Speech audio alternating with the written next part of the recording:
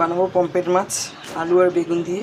দেখো বেগুন আর আলু কেটে রেখেছি, আর এখানে পমফ্রেট মাছ এখানে আছে 750 পমফ্রেট মাছ।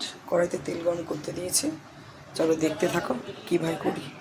মাছটা দিয়ে দিচ্ছি, 2 পিস করে মাছ ভেজে নেবো, আসলে 3 পিস করেই ভেজে নিই। সব মাছ ভাজা হয়ে গেছে, এবার এই তেলে বেগুনটা ভেজে নেব। বেগুনটা আমি দিয়ে দিয়েছি,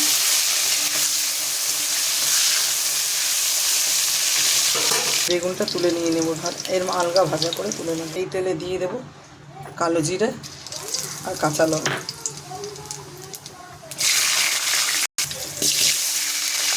দিয়ে দিলাম আলু।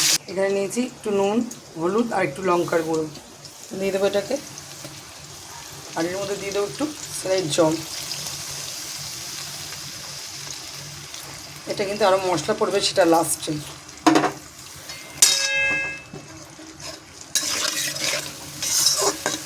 আর এটা কি জানো তোমরা, এটা হচ্ছে জিরে, ধনে, শুকনো লঙ্কা, তেজপাতা ভেজে গুঁড়ো করা আছে। এটাতে আমি একটু জল দিয়ে নেব,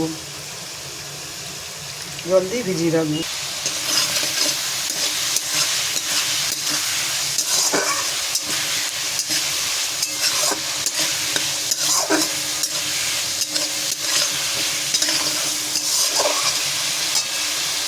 এবার আমি এটার মধ্যে দিয়ে দেবো জল, পরিমাণ মতো জল দিয়ে দেবো। তরকারিটা ঢাকা, তরকারিটা ঢাকা দিয়ে দিলাম। ঢাকনাটা খুলে দিয়ে দেবো বেগুনটা,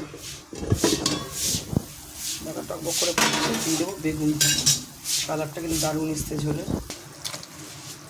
এবার আমি ঢাকনাটা খুলবো, দেখো ঝোলের কালারটা কত সুন্দর এসছে। দিয়ে দেবো এই যে মশলা, ভাজা মশলাটা আর কাঁচা লঙ্কাটা। এটা গরম জল দিয়ে করা ছিল। সবসময় যে সর্ষে পোস্ত খেতেই হবে এরকম কোনো ব্যাপার নেই, এইভাবে রান্না করে খেলেও ভালো লাগে। আমি দিয়ে দেবো মাছগুলি একে একে। আর সবার আগে দেখিয়ে দিই, কাছ থেকে ধনেপাতা পেরেছি, বিলাতি ধনেপাতা, অসময়ের বন্ধু কিন্তু এটা।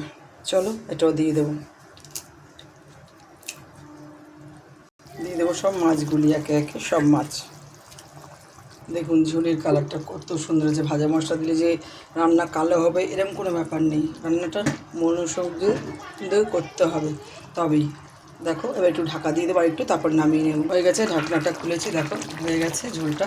আর কেমন লাগছে দেখো। এবার আমি গ্যাসটা একদম বন্ধ করে দিলাম, এবার আমি নামিয়ে নেব ঝোলটা। দেখো পমফ্রেট মাছের ঝাল বেগুন দিয়ে আলু দিয়ে ভাজা মশলা দিয়ে কেমন লাগছে।